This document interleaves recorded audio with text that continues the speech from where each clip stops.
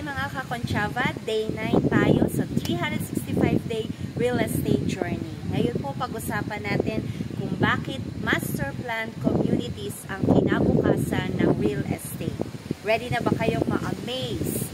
Tara, alamin po natin. Point 1. Integrated convenience. Ang master plan communities ay designed para lahat ng kailangan mo nandiyan na. Residential, commercial, recreational, at minsan pati educational and medical facilities. I-check po natin ang master plan. Tingnan mo kung may malls, schools, parks, at transport hubs na included. Dito, hindi mo na kailangan lumayo pa para sa daily needs mo. Talk about convenience, di ba?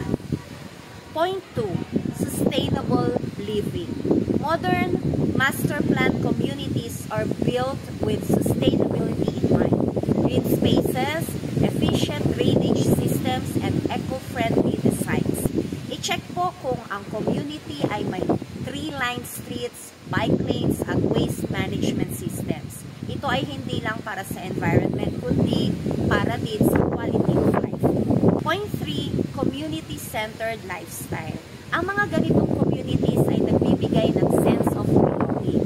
Merong shared spaces, events, at activities na nagpapalipat sa mga residents. Alamin kung may mga amenities like clubhouses, sports complexes, o community events na kasama sa lugar. Kasi let's face it, mas masaya kung connected ka sa community. Point 4, higher property value. Dahil integrated at well-maintained ang master plan communities, mataas ang resale value ng properties dito. Long-term investment, check na check.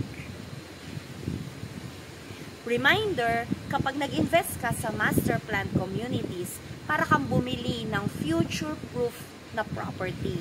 Ang organized development ay laging may edge sa market.